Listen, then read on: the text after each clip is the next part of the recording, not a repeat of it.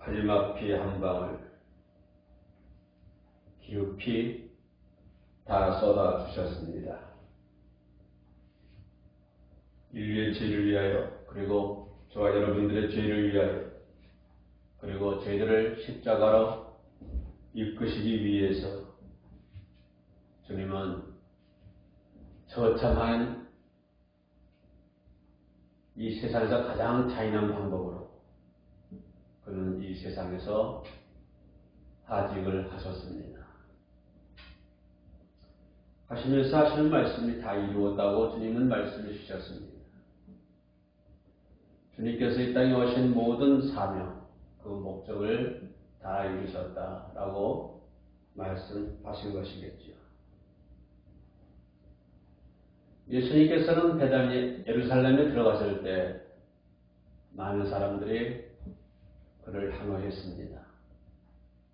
종려나무 가지를 흔들면서 마태복음 4장에 보면은, 마태복음 21장에 보면 많은 사람들이 열렬하게 예수님을 환호하는 것을 볼 수가 있습니다. 호산나 호산나 다윗의 자손이여. 어떤 사람은 뒤를 따르고, 어떤 사람은 앞에서 소리 지르겠고, 어떤 사람은 뒤를 따라가면서 소리를 지르겠고, 어떤 사람은 종려나무 가지를 흔들면서 예수를 열광적으로 환호했을 것이고, 어떤 사람들은 자신들의 겉옷을 벗어 예수님 가신 길을 갈아놓은 것을 볼 수가 있습니다. 그랬던 그 무리들이, 그랬던 환호했던, 열광적으로 환호했던 그 사람들이 언젠가는 변해서 그 막대기로 예수를 후려쳤고, 환호했던 그 입술이 변하여 예수님을 향하여 들뱉었고, 그 입술이 변하여 예수님을 향하여 십자가에 못 박으라고 소리 지르는 것을 볼 수가 있었습니다. 어쩜 그 환호했던 그 사람들이, 어쩜 그렇게 열광적으로 예수님을 맞이했던 그 사람들이 그렇게 변할 수가 있겠습니까? 자신의 뜻을 이루어 줄 줄 알고 예수님을 환영했고, 열광적으로 예수님을 환영했는데, 그러나 그렇지 못하자 그들은 예수님을, 그 환영했던 그 손가락이 예수님을 향하는 손가락이 되고 말았습니다. 오늘 이 시대를 살아가고 있는 우리들의 모습은 어떠합니까?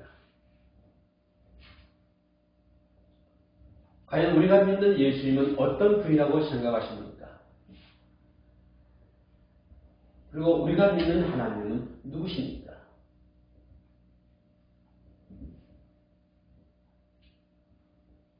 예수님께서 예루살렘에 입성하실 때 나귀를 타셨습니다. 그것도 멍에를 매지 않는 새끼 나귀였다고 얘기를 합니다. 많은 사람들이 얘기를 합니다. 그리고 많은 사람들이 끊김없이 얘기합니다. 예수는 겸손의 주님이시다. 맞습니다. 예수님은 겸손의 주님이십니다. 그러나 여러분들이 생각하는 예수님의 겸손은 어디까지로 생각하십니까? 많은 군왕들은 분마를 타며 예루살렘에 입성을 합니다. 그러나 예수님은 아장아장 걷고 있는 나귀 새끼를 타고 예루살렘에 입성하고 있습니다. 그런 모습을 보면서 많은 사람들은 예수님의 겸손을 얘기합니다. 그렇다면 여러분들이 생각하고 있는 예수님의 겸손은 어디까지라고 생각하십니까? 예수님이 군마 대신에 나귀 새끼를 탔으니까 겸손하다고 생각하십니까?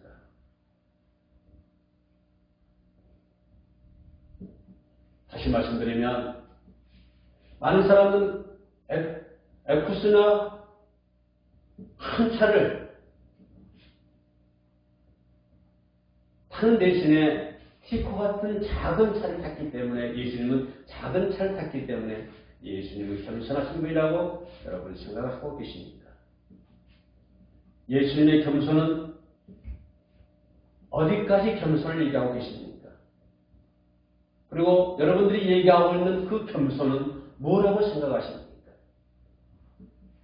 뭘 어떻게 했을 때 겸손이라고 생각하십니까? 그림자를 탄 사람이 티코를 탔다고 해서 겸손하다고 생각하고 계십니까? 그리고 그렇게 아무 거리낌 없이 말씀을 하고 계십니까? 저는 오늘 종료주의를 맞이해서 엉뚱하게도 본문을 디모데후서에서 잡아봤습니다. 거기에는 주님께서 귀하게 쓰는 그릇이 있고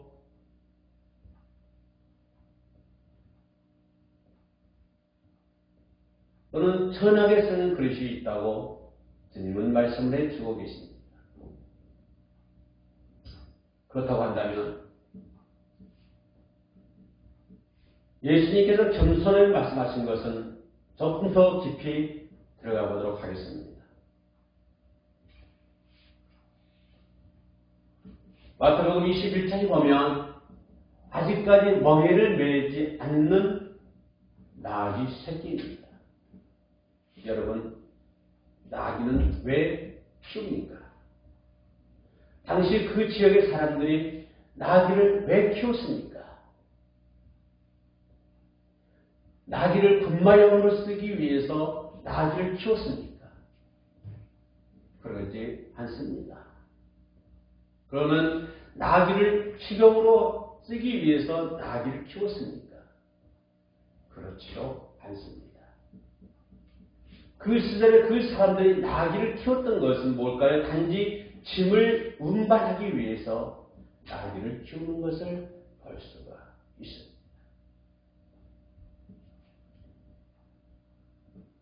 예수께서 나귀를 타셨다고 하는 것은 짐을 운반하고 계신다는 것입니다. 예수님께서 나귀를 타셨다고 하는 것은 짐을 운반한다고 하는 것인데 무슨 짐을 운반하십니까? 인류의 제 짐을 운반하신다고 하는 것을 가지고 있습니다.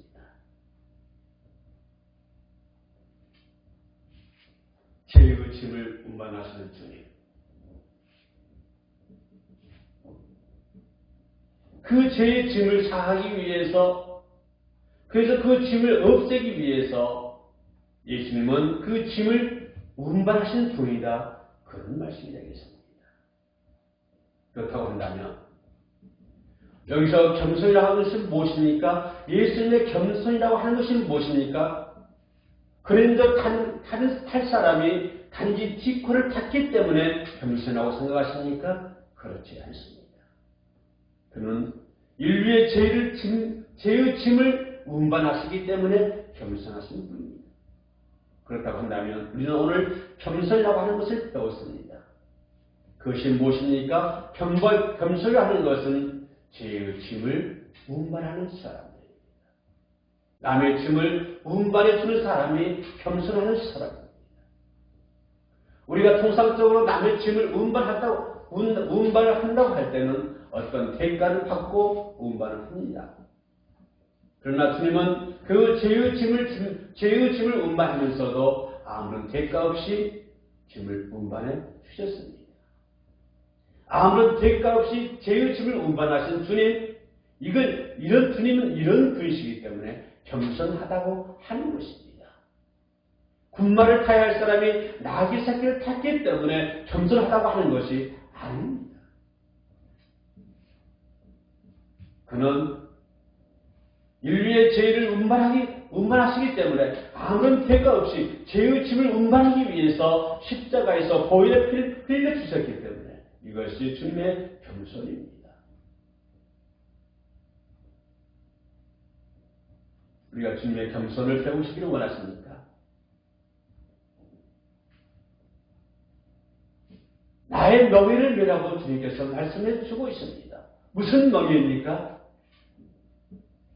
명예라고 하는 것은 무엇입니까? 짐을 운반하는 것입니다. 저와 여러분들이 그러한 겸손, 그리고 그런 주님 앞에 무릎을 꿇을 수밖에 없는 것이죠. 그리고 주님의 그 겸손을 우리가 배워야 한다고 하는 것입니다. 이것이 사명입니다. 사명이 하는 것은 목숨 바쳐서 하는 것이 사명입니다. 내 생각과 내 판단대로 움직이는 것이 사명이 아니고 내 환경에 의해서 좌우 질받는 것이 사명이 아니고 사명을 하는 것은 내 환경과 관계없이 내가 죽도록 해야 하는 것이 그것이 사명이라고 하는 것이죠. 그러나 우리는 어떻습니까? 하나님께로부터 받은 사명이라고 얘기하면서도 얼마나 많은 것들이 그 속에 포함이 되어 있습니까? 내 생각이 들어가 있습니다. 내 어떤 성격이 들어가 있습니다. 내 어떤 판단이 거기에 들어가 있습니다. 정말로 하나님 주신 사명을 하는 것은 찾아볼 수 없을 정도로 너무 처참하게 비참하게 되어버린 것이 오늘 우리가 받는 사명의 모습이 아닙니까? 아무리 세상이 힘들고 또 어렵다 할지라도 내 삶이 아무리 힘들고 내 삶이 아무리 어려운 공감의 연속이라 할지라도 내 환경이 아무리 힘들고 아무리 어려워도 내가 받은 사명은 반짝반짝 금처럼 빛이 나야 된다고 하는 것입니다. 그러나 반짝반짝 빛나야 할 내가 받은 사명이 어떠한 나의 잘못된 생각과 나의 잘못된 판단과 나의 잘못된 어떤 것 때문에 하나님께로부터 받은 사명이 세상 것들로 물들여서 보이지가 않습니다. 인간의 등대를 얘기할 때 사람들은 그릇으로 비유하기도 합니다. 그 사람의 참 그릇이 크다, 적다라고 평가를 합니다.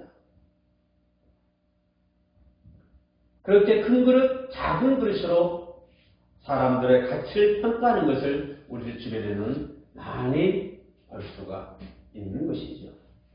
그러나 인생의 승패는 하나님 손에 달려 있습니다. 어떤 조건에서도 어떤 악조건에서도 하나님이 쓰시면 성공할 수가 있습니다.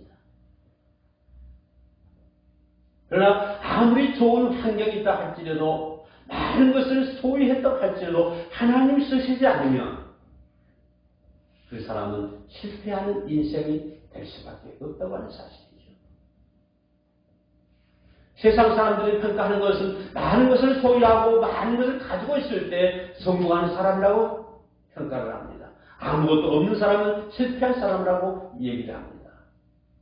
이 방송을 시청하고 계신 여러분들도 그렇게 생각하고 계십니까? 다시 한번 말씀드리지만 아무리 많은 것으로 금은보화로 가득히 차고 있다 할지라도 하나님이 쓰시지 않으면 그 사람은 실패한 사람이 될 수밖에 없다고 하는 사실입니다. 그러나 아무리 공부한 사람이라 할지라도 아무리 악조건이라 할지라도 하나님이 쓰시면 그 사람은 훌륭한 성공하는 사람이라고 얘기할 수가 있는 것이죠. 그러므로 성도는 토끼장이 되신 하나님의 손에 의해서 인생이 통치되도록 내어드려야 된다고 하는 것입니다. 내 삶을 하나님께서 만들어 가실 수 있도록 하나님께 내어드려야 한다고 하는 것입니다. 그래야 하나님께서 토끼장이 되신 하나님께서는 그 그릇을 예쁜 그릇으로 아름다운 그릇으로 만들겠지요. 여러분의 삶을 하나님께 드렸습니까? 하나님께 드려져야 되는 것입니다. 그래서 하나님의 손에 의해서 내 인생이 통치되어 간다고 하는 것입니다. 우리는 깨끗한 그릇이 필요합니다. 아무리 좋은 그릇이라 할지라도 그 그릇이 깨끗하지 않으면 쓸 수가 없는 것이죠. 아무리 귀하게 금으로 만든 그릇을 할지라도 그 그릇에 배설물이 묻어있다고 한다면 누가 그 그릇을 사용할 수 있겠습니까?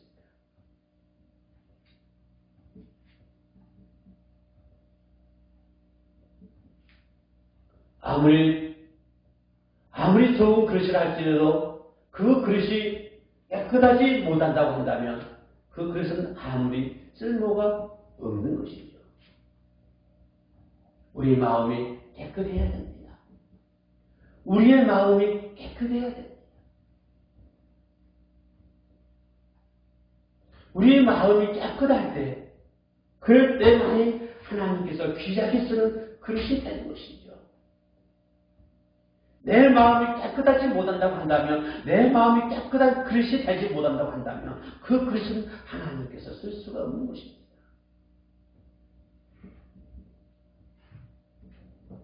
마음이 깨끗하면 하나님께서 쓰시는 것이죠. 조금 천한 그릇을 할지라도 그 그릇이 깨끗하면 주님이 귀하게 쓰실 줄로 믿습니다. 저 여러분들의 마음이 깨끗해서 비록 천한 그릇을 할지라도 마음이 깨끗해서 주님께로부터 귀하게 쓰임받는 그릇이 되어야 할 줄로 믿습니다. 동료주의에 빠져서 우리는 그렇게 되기를 원합니다.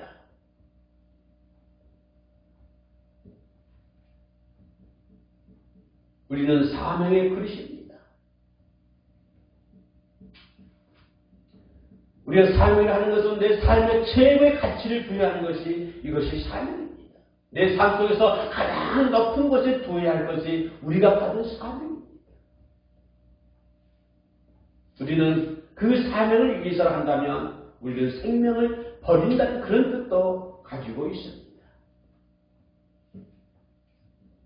우리가 이 세상에 태어난 것은 우연이지 않지 않습니까? 하나님께서 지명하시고 하나님께서 불러주셨기 때문에 너는 내 것이라고 말씀해 주고 있습니다. 그렇다면 우리는 저 여러분들 하나님께로부터 사명받은 자입니다. 그 사명을 안수하기 위해서는 우리는 목숨 생명을 버려야 될 줄로 믿습니다. 그 사명은 하나님의 사명은 오염될 수가 없는 것입니다. 하나님의 사명은 아무리 내 삶이 어려울지라도 하나님의 사명은 오염될 수가 없는 것입니다. 내가 받은 사명은 내 삶의 가장 높은 위치에 두어서 내가 최선의 삶을 통해서 그 사명을 감당해야 되는 것이죠. 하나님이 귀하게 쓰는 그런 그릇이 되기 위해서는 믿음을 갖고 크든 작든 간에 하나님이 주신 사명을 최선을 다해야 될 줄로 믿습니다. 내가 받은 사명이 크든 내가 받은 사명이 작든 간에 우리는 최선을 다해서 그 사명을 감당해야 된다고 하는 사실입니다. 아직도 세상의 역부족인 것을 포기하지 못하고 있습니까? 아직도 세상적인 것을 포기하지 못하고 있습니까? 아직도 세상을 향한 욕구를 포기하지 못하고 있습니까? 아직까지도 나를 버리지 못했습니까? 아직까지도 나를 주님의 십자가 밑에 내려놓지를 못했습니까? 아직까지도 나의 유익만을 위해서 살아가고 있습니까? 아직까지도 나의 유익만을 위해서 열심히 살고 있지 않습니까? 우리는 이 세상 사는 것이 주님의 일을 대신하는 천직인들입니다. 우리 예수 그리스도도 하나님의 일을 대신하기 위해서 이 땅에 오셔서 십자가에서 죽으셨습니다. 그처럼 우리들도 하나님의 이 땅에 사는 것이 하나님의 일을 대신하는 사람들입니다. 자신의 이익을 채우는 사람들이 아니라고 하는 것입니다. 자신의 욕구를 채우는 것이 아니라고 하는 것입니다. 우리들의 삶은 우리는 이 세상에서 하나님의 일을 대신하는 청직이요 사명자로 부름받은 사람들인 줄로 믿습니다. 그러기 위해서 우리는 사랑의 그릇이 되어야 됩니다. 예수께서 인간의 죄의 짐을 짊어지시고 십자가 위에서 죽으신 것도 주님의 사랑이십니다. 하나님의 사랑이십니다. 주님이 그랬던 것처럼 우리들도 사랑해야 된다고 하는 것입니다. 사랑의 그릇을 준비해야 된다고 하는 것입니다. 우리는 하나님의 형상대로 창조되었습니다. 우리는 하나님의 모양대로 창조되었습니다. 우리는 예수 그리스도의 보혈의 피로 하나님의 자녀가 되었기 때문에 그 같은 엄청난 사랑을 전할 수 있는 사명자요 청직이라고 하는 사실입니다. 우리가 이 땅에 사는 목적이 그렇다고 하는 것입니다. 우리는 청직이요, 우리는 사명자입니다. 예수 그리스도의 청직이었고 그도 사명자였습니다. 정료주의 가는 그 길, 저와 여러분들도 그 길을 따라가야 될 줄로 믿습니다. 마음과 뜻과 힘과 목숨을 걸고 하나님을 사랑해야 된다고 하는 것입니다. 하나님을 사랑한다고 하는 것은 모든 관심을 하나님께 둔다고 하는 것입니다. 이것이 하나님을 사랑하는 것이죠.